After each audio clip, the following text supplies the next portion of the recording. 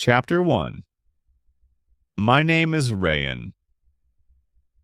Today, I want to share something very close to my heart. It's about my journey to remember English words.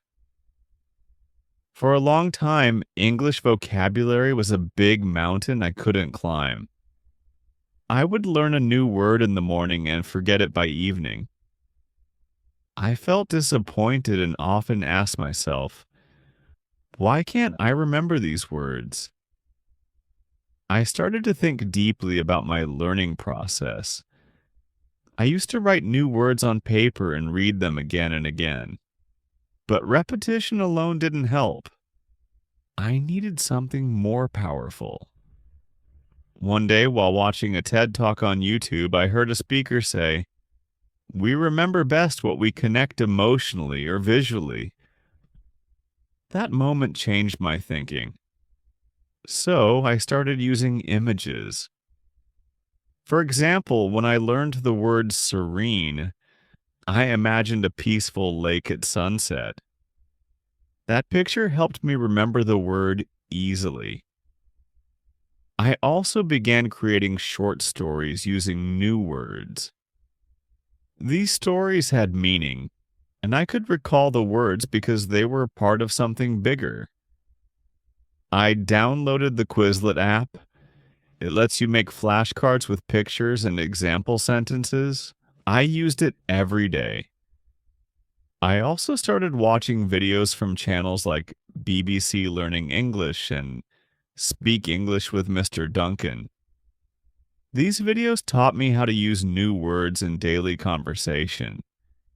It felt like I was learning with a friend.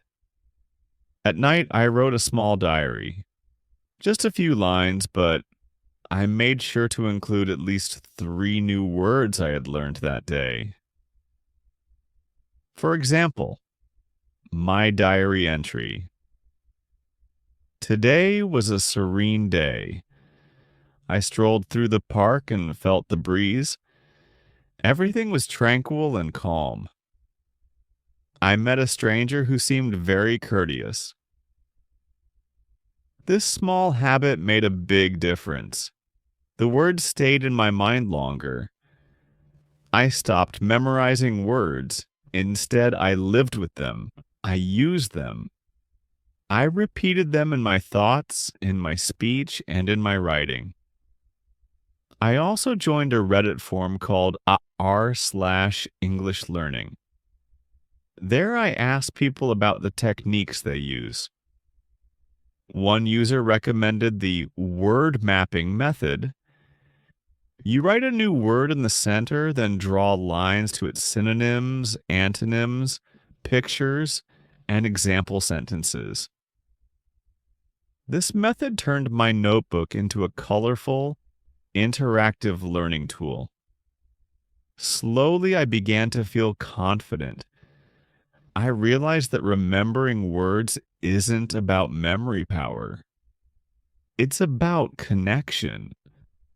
When you connect a word to your emotions, experiences, or visuals, it stays with you. If you're also struggling to remember English vocabulary, here are some tools I recommend.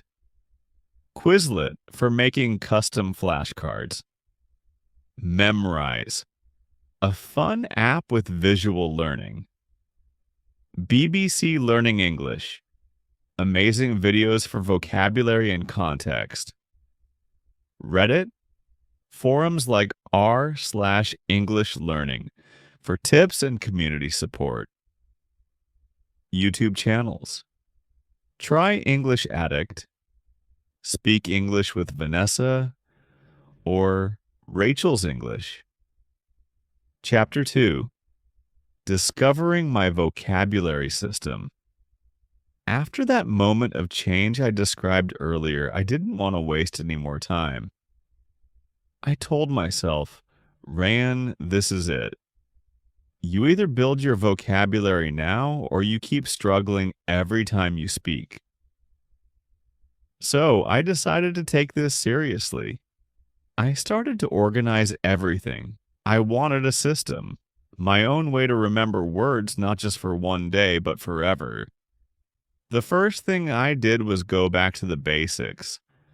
I bought a thick notebook and labeled it My Word World. I divided it into four parts: daily words, expressions, difficult words, and real examples. Every day I added 5 new words. I didn't just write the meaning, I also wrote a simple sentence using each word and a short story or situation that helped me understand it. For example, the word hesitate became easy to remember when I wrote, I hesitate every time I have to speak in class. Then I discovered something powerful: spaced repetition. It means you review words after one day, then 3 days, then 7 days, and so on. This method is used in apps like Anki and Quizlet. I started using Quizlet because it felt fun and easy. I made flashcards and used pictures, audio, and example sentences. The app reminded me to review my cards on the right day. Slowly, my memory became stronger. I also used Google Docs to type out the words I learned each week. This made everything searchable. If I forgot a word, I could just search for it with Control F. It felt like I had a dictionary that belonged to me. I shared this file with my English speaking cousin, and he sometimes added comments to correct or improve my sentences. One day, my friend Sarah told me about a YouTube channel called Speak English with Mr. Steve. I watched one of his videos about phrasal verbs with get. It was so clear and fun. He used short dialogues and situations to explain the words. I paused, repeated, and even mimicked the speaker's voice. That's when I realized that learning words wasn't only about writing, it was also about speaking. So I created my own routine. 1. Morning review, 10 minutes of reading my notebook. 2. Afternoon. Practice create 5 new flashcards. Third evening. Speaking time. I picked 5 words from my list and made a short speech or story using them. I recorded my voice using Vocaroo and listened to it the next day to correct mistakes. At first, this felt like a lot of work, but after 1 week, I noticed something. When I was talking to my brother, I used a new word without thinking. That gave me so much joy. I felt like I was winning. After 2 weeks, I could remember more than 50 words clearly. I used them in my diary, in casual talks with friends, and even in online comments. I started using LingQ to read simple English articles. Whenever I saw a new word, I added it to my word world. I also joined Reddit forums like r/English learning. People there were so helpful. One guy shared a Google Sheet with 500 common English verbs, and I downloaded it and started working through them. I made it a goal to master 10 every weekend. My confidence was growing. In the beginning, I was scared to even say environment. Now I could say things like, we should take care of our environment because pollution affects our health. The words were not just in my brain, they were becoming a part of how I express myself. All of this happened because I stopped being afraid of forgetting and started building a personal system. I wasn't perfect. I still made mistakes. But now I had a toolbox, apps, methods, habits that helped me remember. I want to tell every English learner out there, Build your own word world. Make it colorful, personal, and alive. Use websites, write stories, speak out loud. The more senses you use, the stronger your memory becomes. Chapter 3: Making Words. Stick. My personal tricks. When I started learning new English words, I often forgot them quickly. It was frustrating. I would read a word, try to use it once or twice, and then forget it after a few days. I knew I needed to do something different. In this chapter, I want to share the methods I now use to help words stay in my memory. These tricks may not work for everyone, but they really help me. One of the first things I do is use pictures and stories. I learned this from a YouTube video on the channel English with Lucy. She explained how to connect a word with a funny or emotional story. For example, to remember the word frustrated, I created a picture in my mind of myself trying to open a jam jar. It was stuck. I tried and finally shouted, "I'm so frustrated, somebody." That picture helped me remember what the word meant and how it felt. Another trick is using flashcards, but not just normal flashcards. I use a free app called Anki. It shows the cards in a smart way. If I forget a word, it shows me more often. If I remember it, the app waits longer before showing it again. This helps me remember better over time. I also add pictures and example sentences to my flashcards. Seeing the word used in a sentence helps me understand how to use it. Then there's shadowing. This means I listen to English and repeat it right after. I first learned about shadowing from a video by Speak English with Vanessa.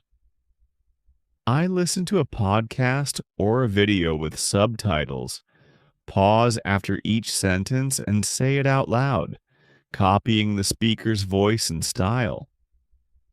When I do this, I focus on how the words sound and how they are connected. This helps me remember words as part of real communication, not just as single items. I also like using mind maps. I learned about mind maps from a website called Mind Tools. For example, if I learn the word confident, I write it in the center of a page. Then I draw lines to other words like brave, sure, positive, in situations where I feel confident. This way, the new word connects with words I already know. The mind map helps my brain see how the word fits into my life. One powerful method I started using is teaching others. When I explain a new word to a friend or even to myself, I understand it better. I record myself talking about a word, using it in sentences and explaining its meaning. It's like I become the teacher. I learned this idea from a TED Talk by Richard Feynman, a famous scientist. He said, if you can't explain it simply, you don't understand it well enough. To make things more fun, I play games with words. I use apps like Quizlet or websites like WordWall and Bamboozle to create matching games or quizzes.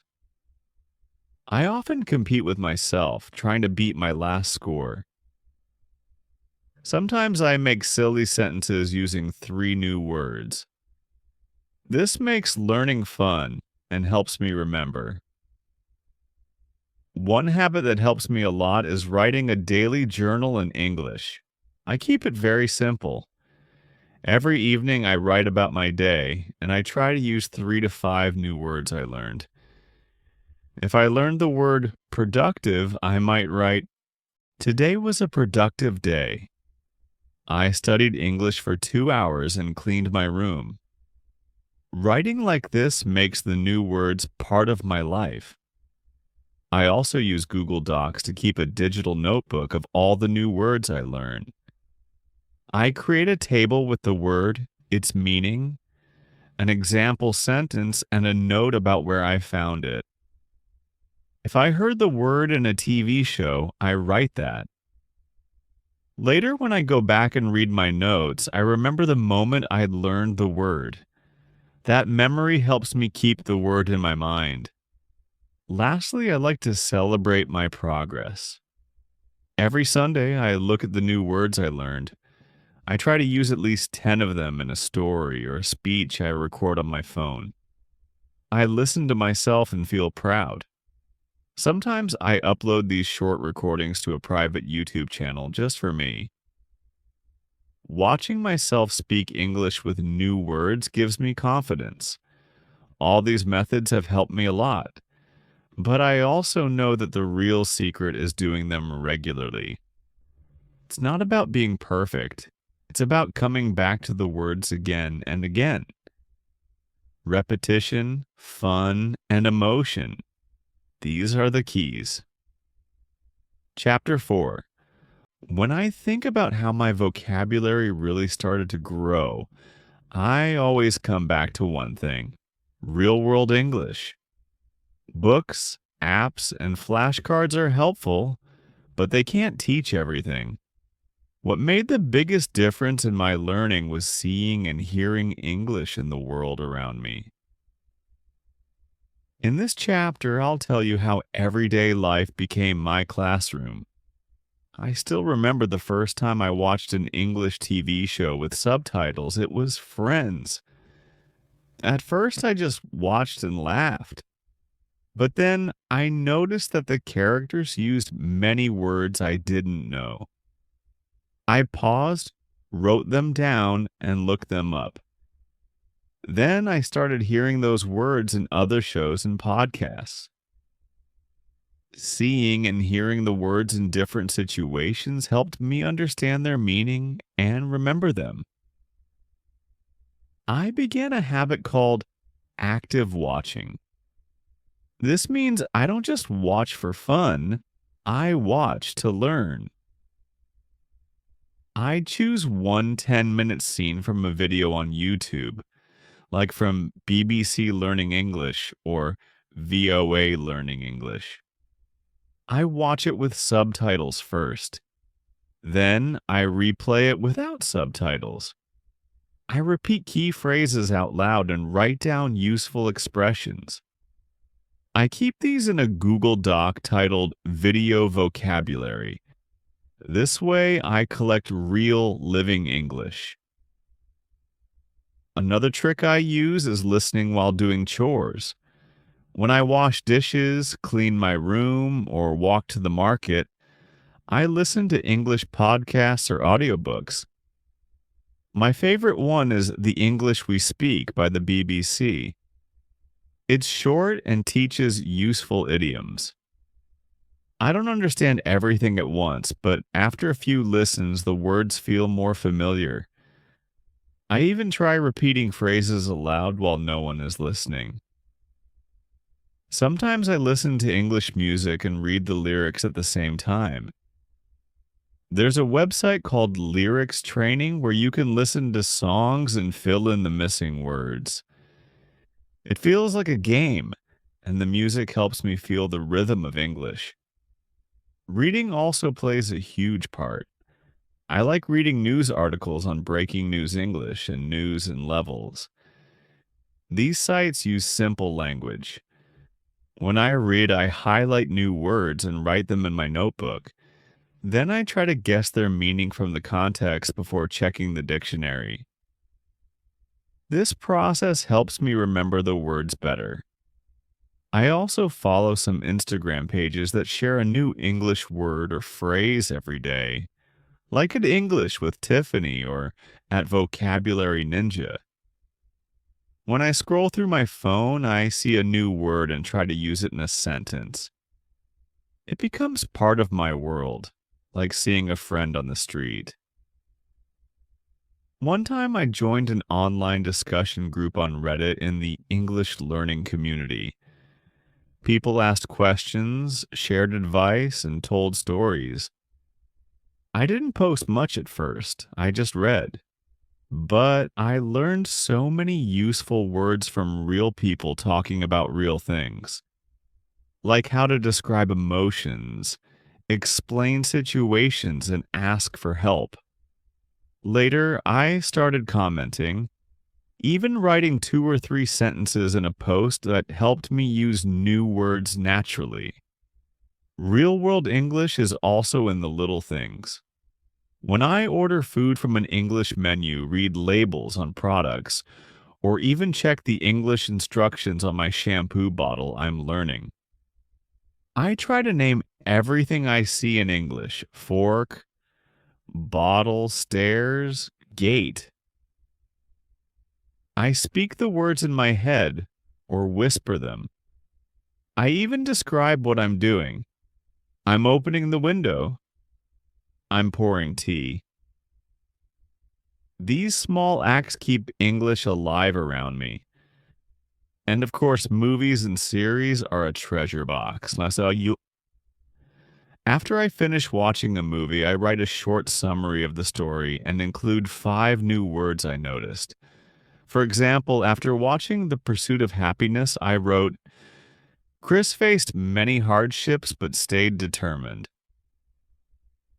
I learned words like evicted, internship, and determination. Telling the story in my own words helps the vocabulary stick.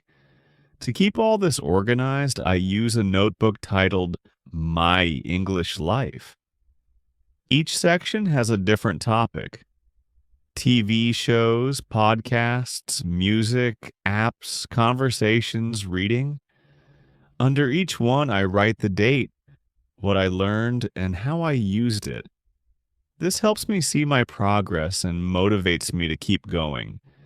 But the best part of learning from the real world is that it doesn't feel like studying. It feels like living.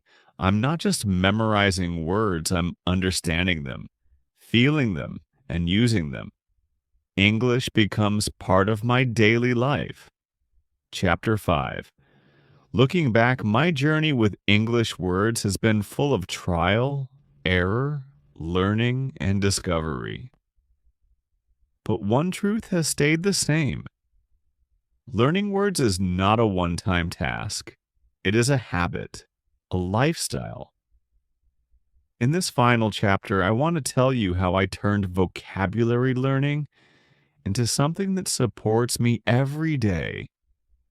Something I don't forget to do, even when life gets busy. It's not about working harder anymore. It's about working smarter. First, I realized that consistency beats intensity. In the beginning, I used to study for hours, but that would burn me out. Now I aim for just 20 to 30 minutes every day. Even on the busiest days, I can find 10 minutes. I call it my daily word time. It's a fixed slot in my schedule, like brushing my teeth. This small routine has given me huge results over time. I start every day with a word review session. I use an app called Anki to review flashcards with spaced repetition. This system shows me words just before I forget them. The science behind it is solid, and I trust it. I create my own cards with example sentences, pictures, or even audio clips. Reviewing these cards takes about 10 minutes. I do it with my morning tea. After that, I move to my vocabulary journal. It's not just a notebook, it's my personal English memory.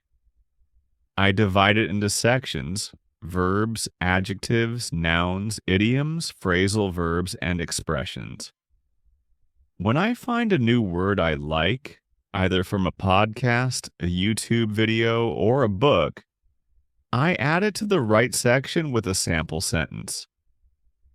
I leave space to write my own example later. Writing my own sentences helps me own the word. To make this process more fun, I sometimes play vocabulary games on Quizlet, WordWall, and Bombboozle. These platforms have free vocabulary sets. I play the games as a break between study or work. They help me remember without pressure. It feels like I'm playing, not studying.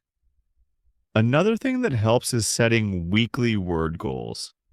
Every Monday, I write down 5 to 10 words I want to learn that week.